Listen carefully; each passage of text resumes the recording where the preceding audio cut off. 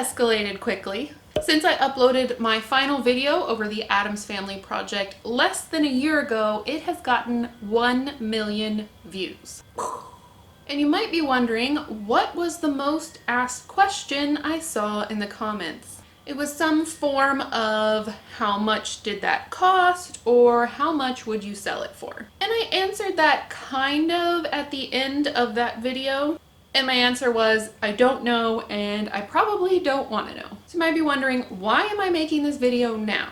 Well, I've been in talks with a museum that would like to showcase my Addams Family project, and they need to have an insurance coverage cost of the project in order to have it in their building. So if I wanted to show the Addams Family house, I needed to come up with an insurance number. And I will make a future video on the whole museum thing if you're interested, so make sure to let me know in the comments. As long as everything goes through, I would love to talk about that whole process. I'm super thankful for this opportunity, but it has forced me to add up the costs of this mansion. And I thought, since this was the most asked question on that video, maybe I would share it with you. Quick disclaimer before we get started with the actual numbers. I know we are living in a world that is really just starting to recover from a pandemic, which has caused financial loss all over the world. So I realize talking about money or spending money can be a sensitive subject. So I want to remind you that this project has spanned over 11 years, more than a decade. So all these costs are going to be spread out over that time.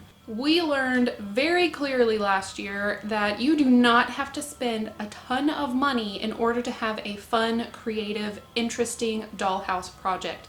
I will link the cardboard house project down in the description box below. If you're wanting to get into miniatures and you don't want to spend a lot of money, you don't have to. So all that being said, I'm wanting to approach this video as more of a just interest piece as far as knowing what something like this could cost. I did do a lot of things to save money, make things myself, but know that miniatures don't have to cost this. The 4 questions I'm going to be answering today are: how much money did you spend to create this? How much did you save by making things yourself? How much would it cost to replace everything, which this is going to be equal to the insurance cost? And finally, how much would you sell it for?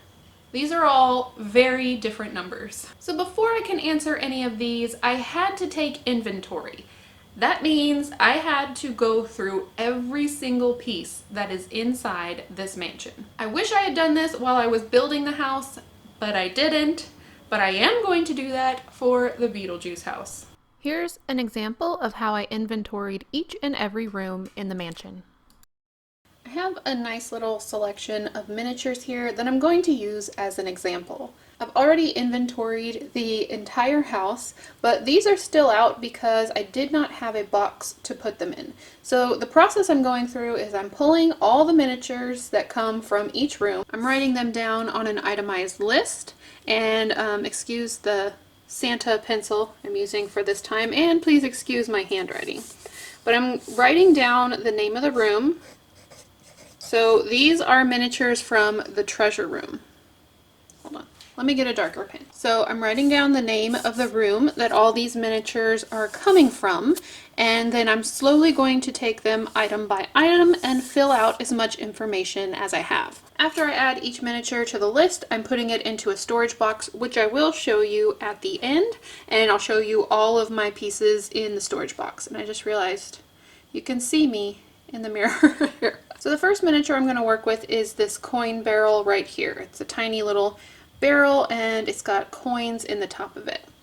This one happens to have the price tag still on the bottom, which is super helpful for inventory. Each time I write something down, I'm going to write whether I made it or buy it, and this is going to help me know how much money I saved by making things myself. Here I can put the date of when I acquired the miniature. I don't remember, so I'm going to mark that out.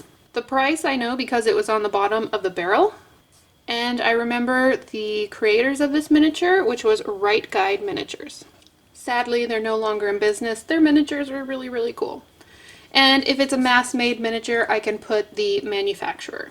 So this is all I'm going to be doing as I go through my miniatures and list them. This one was a gift from my friend Anna, and so I'm going to make sure to write it down as a gift. Her Instagram page is Anna's Wonderland, so I put that in there. And I don't know the price because this was a gift. Now, if I were doing this for insurance, I would have to guess. And so for a lot of my gifts that I have received, I guessed the amount. Something that would be comparable to other perfume trays that I might have found at a miniature show. I'm not going to put this right here because I don't know what she thinks the amount would be, but would just be for insurance purposes. This little projector is one that I specifically made for this room, so I'm going to make sure that I write this down as a make miniature. When I get to the price, I'm going to guess what price I would put it in my shop if I had made it specifically for sale, going through all the steps of putting it together and painting it. And then I'm going to put my name in the artist section to complete the row. The last example I'm going to show you is this vanity right here. This is made up of a lot of different pieces. All three of these come from Right Guide Miniatures. Some of these gems were sent along with Anna's gift that she sent me. Some of these are knickknacks that I found at antique stores, and then I don't remember where the vanity itself came from. On my list, I'm going to write decorated vanity. And here, I don't feel right putting make because I didn't make any of these items, but I assembled it. So I'm going to write assembled. This just makes sense in my mind. This lets me know I did not make these items, but I did put it together to make it its finished piece. And then in my head, I'm going to calculate up all what those pieces would have been separately and come up with a final number for the assembled decorated vanity. And then I'm still going to put my name in here because I put all these pieces together. And if I want to make any special specifications, I can just make whatever notes I want to let me know where some of those specific pieces came from. These little shallow paper mache boxes are the ones I've been using for storage. And so once I'm done cataloging all the miniatures from one single room, I'm carefully laying them in. And this is not to have them go across the country or into another state. I will definitely have to repack this. This is just to know that all my miniatures are in one spot and they have been cataloged. Once I have everything safe in the box, I can go ahead and put the lid on. And this is the bottom storage that I have, and everything is divided up by room. You can see here I have Grandmama's basement, Wednesday and Pugsley's room, family members. But this is how I'm going to be storing my miniatures for the moment as I go through and take inventory, just so I can make sure I have everything and I can make sure I can do a good cleaning of the house as well with all the miniatures safely packed away. From the inventory itself, I can pretty much add up the numbers and find the answers to all these questions. I have added up the insurance cost because I had to get that to the museum. But the other numbers, as far as like how much I personally spent to create this project, I have not added up yet, and I'm going to be doing that live on camera today. So you'll get my full reaction on how much money, my personal money, has gone into creating this. This doll inventory page is a great example of the difference between what I spent and what something is now worth. So this page does not reflect what I spent. What it reflects is the estimated value of what the dolls are worth now. I made them myself. I made them from a kit. And if I had to replace them with a doll artist or contact a doll artist and say, could you please make me the Addams Family members again, it would be at least this. This is one of the lower prices for a completed doll. They can get extremely expensive.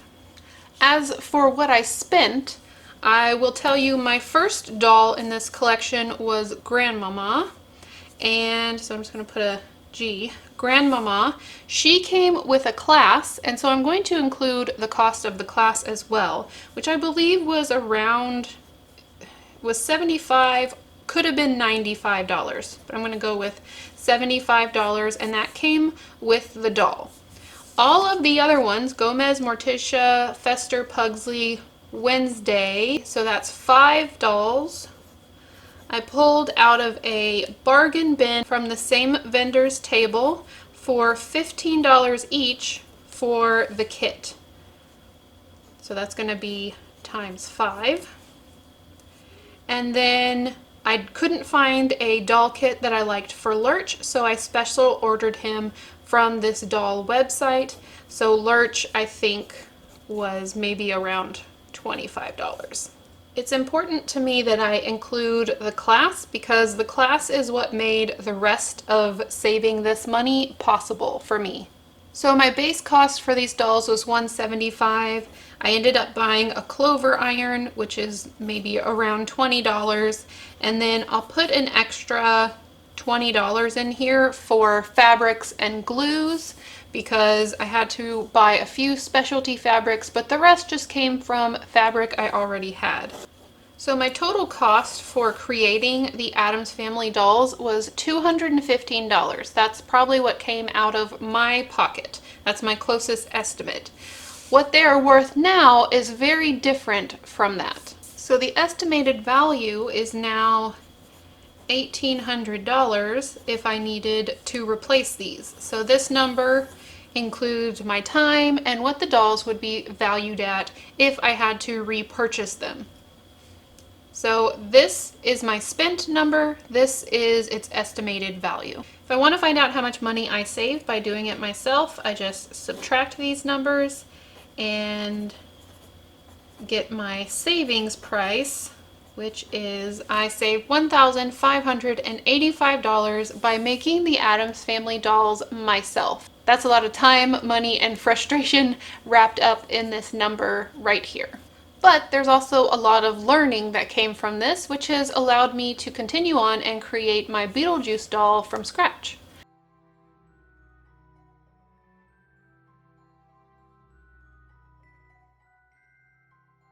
I've got all my lists from each and every part of the house. I've got my snack. I've got Google. I'm ready to try and figure out what the different parts of this house cost, so what it actually cost me as opposed to the value of it now. I'm first going to start with the house page, which I totally remember purchasing the first part of the house with a 40% off coupon. So things like that, I don't know why they're stuck in my memory, but they are, but I'm going to make sure and add that into my calculations.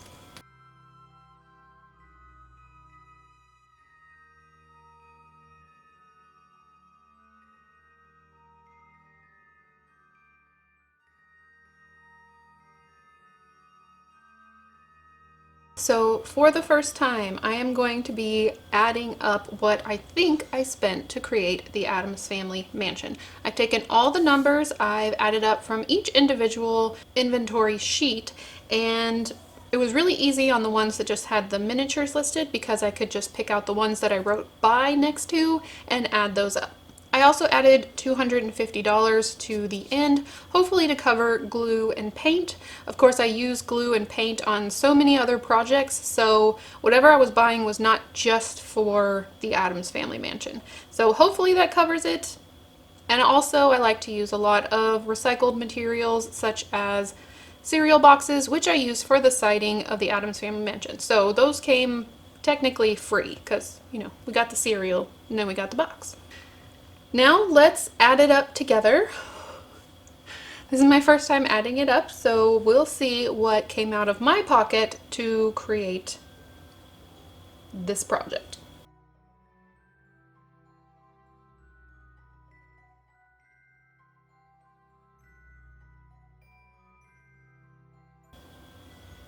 Oh my gosh. Okay, I'll show you the number here.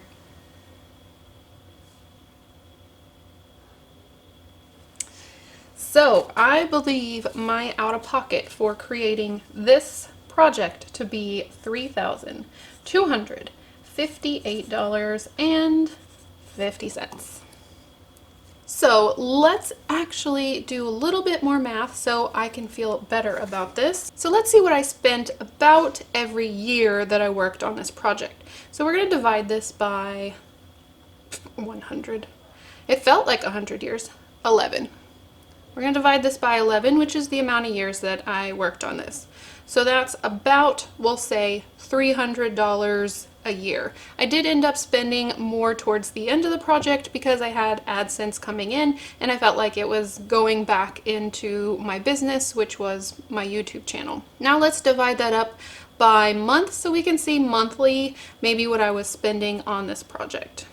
So about $25 a month went into the making of the Addams Family project. So if you think about that in terms of going out to eat nowadays once a month or getting a few cups of coffee during the month, $25 is really not that bad, going towards something that for me has been a lot of joy. It's been in some cases a little bit of therapy. It's been an escape. So I'm a little bit surprised at that number. Am I surprised? It's a big number. That's a big number for sure. But I think it's, I don't know. I really don't know how to feel about that number. I think it's okay. It's not too bad, honestly, for a project that size. I will tell you, you might find interesting, the biggest investment for my Addams Family project ended up being the base, the bottom part that holds the entire house up and is also the storage. I ended up paying a craftsman about $600 to create that for me from my specifications, and it ended up being one of the best things I did. I don't regret spending that money at all. So from this number, I can figure out how much I saved by doing this myself. Before we move on, I want to make sure and show this miniature that was sent to me by Karen in Australia. It got to me after the Addams house was finished. This amazing crocheted onesie for Pubert. I'm going to add this up in the attic area where his crib is. So thank you so much, Karen, for sending this. It is adorable. So the first question, which is how much did you spend, me, personally spend to create this project? The answer is, I don't know it yet because I'm doing the voiceover, or I'm doing this part first. The next question is, how much did you save by doing so much of it yourself? To get this answer, I'm simply going to subtract how much I personally spent from the insurance value, which is how much it would be to replace it or pay other artists to make those items to replace what was lost if something happened to it. So that leads to question number 3 before we can answer question number 2, which makes me wonder why I put them in that order, but it's okay. What is the insurance number? This was a little harder to figure out, and here's why. It's incredibly difficult to find the value of the built house itself. When I was doing inventory and pulling out all the individual miniatures, it was a little bit easier for me to sit there and say, okay, this is probably an $8 miniature. This was definitely an $80 miniature, and I could do it a piece at a time. But it's a little bit more difficult to put a price on the roofing and the shutters and the siding and the shingles and the wallpaper. And there's also a difference in just counting the wallpaper itself. So say it was 50 cents per sheet of wallpaper, and then adding in the installation. It takes a little bit of practice and skill to put dollhouse wallpaper in so that it looks okay. And then also the artistry that goes behind the interior design of the project, which means that I went and personally sought out wallpapers that would work together and specifically work in this theme. So there has to be some kind of value that gets put on a artist piece that is put together as one cohesive item. So I hope that makes sense. I hope what I'm trying to say makes sense. So how do I come up with a number for that? Honestly, it's just kind of a guess. It might have been a little bit easier if I had kept track of my hours worth of work on this project, but again, I don't know if that's a number I want to know, and I really don't know if other people would value my hours as much as I would, so it might be a little bit disappointing if I said, hey, I worked 1,000,000 hours on this, I want to insure it for $1 million, and they said no. So I went back to the old saying that something is only worth what someone is willing to pay for it. And in this case, the dollhouse is only worth what I would accept, maybe the minimum of what I would accept to build it all over again. Sidebar, no, I will not be building it all again if something happens to this dollhouse. I don't think insurance would probably pay me the amount of money I would want in order to build this all over again. So I guess it's kind of like a consolation prize, like sorry your dollhouse is destroyed type of thing. So to find this number, I ended up researching a lot on eBay, and I have a knowledge of what dollhouses go for at dollhouse shows and dollhouse shops, and typically the number is pretty high. And that's because these take a lot of work, a lot of time and patience to complete. What I'm going to do is I added up each individual interior miniature section. So like all the interior miniatures for the kitchen, all the interior miniatures for the living room. I'm going to put up the original tour that I did in my million view video, and I'm going to put the cost for the interior miniatures over each room so you can kind of get an idea of what those miniatures inside are worth. And that is the insurance cost, which would be what it would be for me to replace all those miniatures if they disappeared. This is not what I spent for the miniatures in the room. I will put my estimated cost of the entire house at the very end of the tour.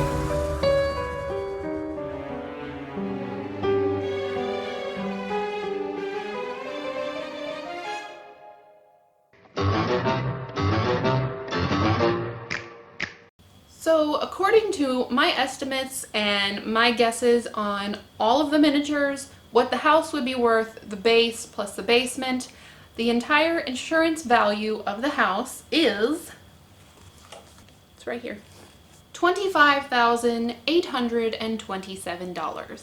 That number still blows my mind. That is the estimated cost of what it would take to replace all of these items. And that is at base cost. So honestly, I think it could be worth more. I think in the future, I do want to get a professional art dealer or art evaluator to come in, and maybe that number will go up, maybe it will go down. I don't really know. This is the first time I've done something like this, and so this is just my best guess. Now we can subtract what I spent from the insurance cost to come up with some kind of number that's about what I saved by doing a lot of this myself. There are miniaturists out there who love to purchase artisan pieces and they put them together and kind of coordinate a project and don't really make a lot of it themselves. And that's definitely one way to enjoy the miniature hobby. But when I first started, I didn't have any AdSense coming in. I didn't really have a lot of money, and so I knew that making things myself was going to be key to getting a project that I really wanted. And in the end, I enjoyed that so much more, and just because I'm a builder. Like, I like to build things, I like to figure out how things work, and so building it myself was not a problem for me. So the amount of money that I saved by doing things myself is... So I guess that leads me to the final question. I guess this leads me to the final question, which is how much would I sell it for? Well, hold on. First, we have to answer this other question, which is can I buy it? And the answer currently is no. Not right now, at least not for a while.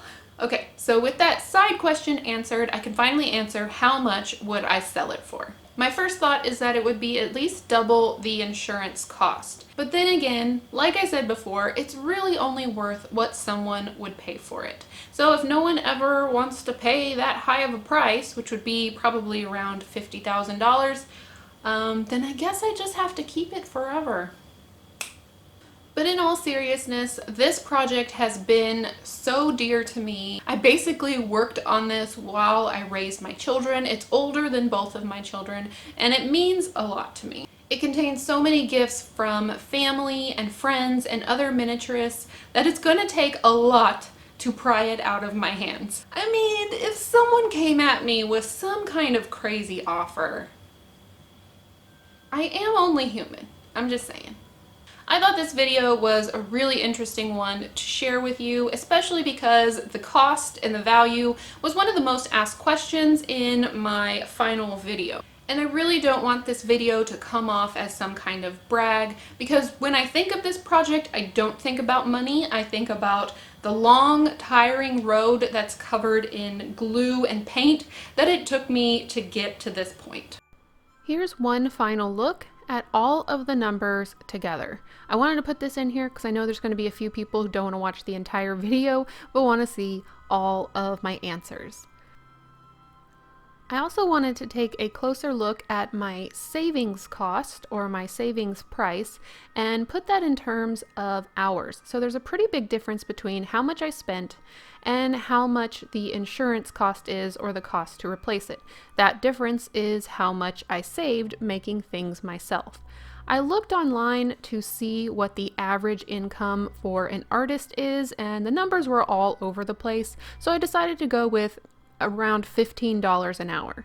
So if I took my savings cost and divided it by 15, this will give me how many hours I'm paying myself for in my savings cost. So if I paid myself $15 an hour, I would be working 1,504 hours on this project.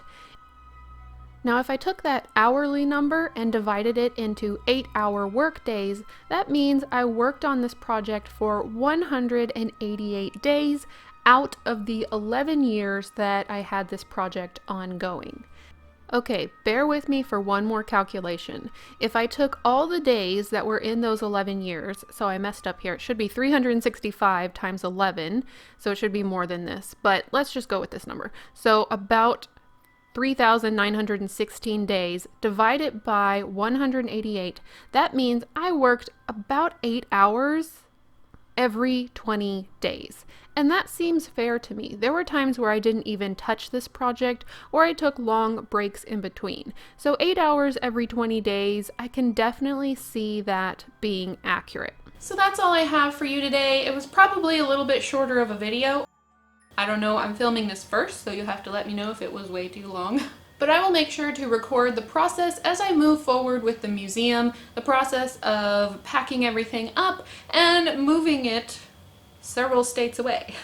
Also, I wanted to mention the workbook I was using to catalog everything is one of my own design that I made specifically to catalog the Addams Family mansion. It's something that I wish I had had during the creation of this project and something I will be using during the Beetlejuice house. I always get questions about it when I show little blips of me using it in the videos. I will leave a link in the description box below. It's really helpful to kind of keep your ideas straight and keep a record of all the miniatures that are going into your projects. I hope you enjoyed this video. I know it was a little different. It was a lot of just me talking, but I do think it's important for us to, as artists, to, trying to think of the words, realize our worth when it comes to these creations, because we know that art can be worth a lot and this is an art form. So I want to make sure that I'm sharing as much as I can here and there when I experience new things, so that you make sure that you're putting value on your artwork and your miniatures as well. I hope you all have an amazing week, and I'll see you in the next one. Bye. Some fuzz just blew onto my script and I thought it was a mosquito. It scared me half to death. Oh, okay. Did I do a good job? Only 5 minutes left to record. Goodbye. Goodbye. Whoa. One last chair roll for the Addams family.